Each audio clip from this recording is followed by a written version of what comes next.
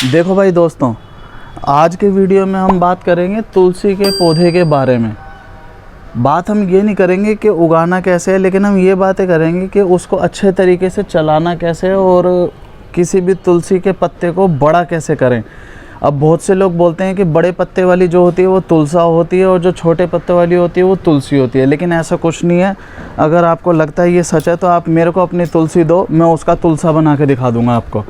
तो सबसे पहले बात करते हैं कि इसके लिए मिट्टी कैसी होनी चाहिए। तो जैसे कि देखो, सबसे पहले मेरी एक तुलसी यहाँ भी लग रही है और इसकी ज़रूरत अब यहाँ पे नहीं है, तो इसको यहाँ से हटाना पड़ेगा। तुलसी बहुत सारी हो रही है मेरे घर में, मैं आपको इस वीडियो में दिखाऊंगा कितनी सारी हो रही है। तो इसकी ज़रूरत यहाँ इसलिए नहीं क्योंकि यहाँ कनेर का पौधा उग रहा है और उसको अच्छे से चलाना है। तो सबसे पहले बात करते हैं मिट्टी की। तो मिट्टी तुलसी के पौधे के लिए एक ऐसी मिट्टी होनी चाहिए जिसमें पानी खड़ा ना हो सके, लेकिन उसमें नमी एब्जॉर्ब हो सके। जैसे कि आप क्या कर सकते हो, आप वर्मी कंपोस्ट, कोकोपीट और रेतली मिट्टी का मिक्सचर बना सकते हो। इसमें क्या होगा कि जो वर्मी कंपोस्ट और कोकोपीट होंगे वो आपकी तुलसी को खाद भी देते रहेंगे, मतलब पोषक तत्व भी देते रहेंगे। खैर, पोषक तत्व की इतनी मात्रा में ज़रूरत नहीं होती इसको, कई लोग NPK भी डाल देते हैं, लेकिन ऐसा कुछ नहीं है। सबसे मेन ज़रूरत यही होती है कि पानी नहीं रुकना चाहिए, नमी बरकरार रहनी चाहिए और मिट्टी जो है वो भुरभुरी होनी चाहिए। भुरभुरी होने से क्या होगा कि इसकी जड़ें जो हैं वो अच्छे से डेवलप होंगी, नमी से इसको बराबर मात्रा में पानी मिलता रहेगा। लेकिन अगर पानी रुक जाएगा तो भी दिक्कत होगी। अब उसका मैं एक एग्जांपल देता हूँ कि कई लोग क्या करते हैं, पूजा करने के चक्कर में तुलसी के पौधे में रोज़ पानी डालते हैं। तो रोज़ पानी डालने से क्या होता है कि उसमें पानी खड़ा हो जाता है, जिसकी वजह से उनकी तुलसी या तो कुछ दिनों बाद मर जाती है या अच्छे से चल नहीं पाती। मतलब उनके पत्ते बहुत ज़्यादा छोटे छोटे साइज़ के हो जाते हैं, इतने इतने से भी हो जाते हैं कईयों के पत्ते। अब देखो मेरी ये तुलसी देखो, इसमें उग रही है, इसका पत्ता इतना बड़ा हो रहा है, ठीक है। अब ये भी वही तुलसी है। अब मैं आपको दूसरी तुलसी दिखाता हूँ। ये देखो, इसके पत्ते और छोटे होते जा रहे हैं, ये भी वही तुलसी है, सबका बीज एक ही था। अब ये यहाँ पे देखो एक तुलसी है, ये उग रही है, देखो इसका पत्ता देखो कितना बड़ा है, ठीक है। ये भी वही तुलसी है। अब मैं एक तुलसी और दिखाता हूँ आपको। ये देखो इधर उग रही है, ठीक है। इसका पत्ता देखो कितना बड़ा हो रहा है, ठीक है। ये भी वही तुलसी है। तो ये, हाँ अच्छा, एक ये देखो, ये वाली देख रहे हो आप, और ये देखो ये कितने छोटे छोटे से पत्ते हो रहे हैं। अब मैं आपको ये सब बातें बताता हूँ। देखो, इनके पत्ते छोटे इसलिए हो रहे हैं क्योंकि इसके ऊपर आ रहे हैं ये बहुत सारे बीज। तो जब भी आपकी तुलसी के ऊपर ये बीज आ जाएं, तो अगर आपको रखने हैं बीज उगाने के लिए तो आप इनको सुखा लेना, सुखा के अब ये उगाने के काम आएंगे। लेकिन अगर नहीं आपको चाहिए तो क्या करना है, इन बीजों को ऐसे काटते रहना। अब ये क्या होता है कि बीज जो है पूरी की पूरी तुलसी के पौधे की एनर्जी ले लेते हैं, जिसकी वजह से इसके पत्ते छोटे होने लग जाते हैं।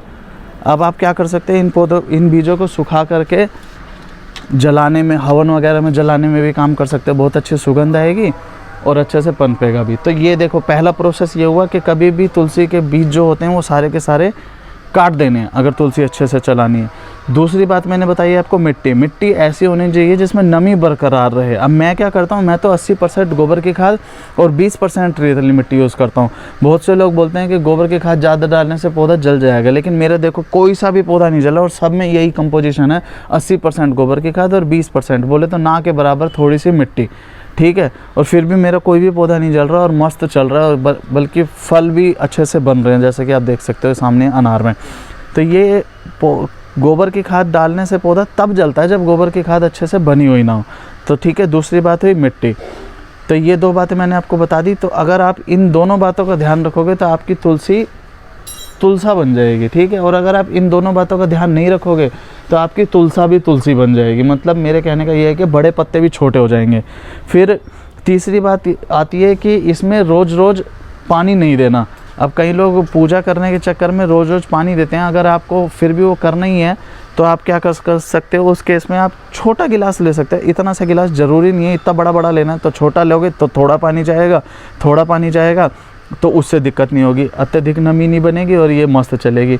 तीसरा सबसे बड़ा मेन कारण होता है, लोग क्या करते हैं, उस पानी में दूध और चीनी डाल देते हैं। तो दूध और चीनी की वजह से क्या होता है, बहुत सारे कीड़े मकोड़े या चींटियाँ आने लगती हैं, वो फिर उनसे क्या होता है, पौधा चलने की वजह ख़राब हो जाता है। अब कई बार कुछ केस में चींटियाँ नहीं भी आती, लेकिन दूध की वजह से और वो जो चीनी की कंपोजिशन होती है तो वो पूरे तरीके से सड़ा हुआ मटेरियल तो होता नहीं है, लेकिन वो क्या होता है पौधे में जाके सड़ने लगता है, तो जिसकी वजह से बैक्टीरिया बनते हैं या दीमक बनते हैं और वो जड़ में अंदर ही अंदर पौधे को खाते रहते हैं, जिसकी वजह से पौधा या तो बहुत ज़्यादा छोटे छोटे पत्ते हो जाते हैं या मर ही जाता है।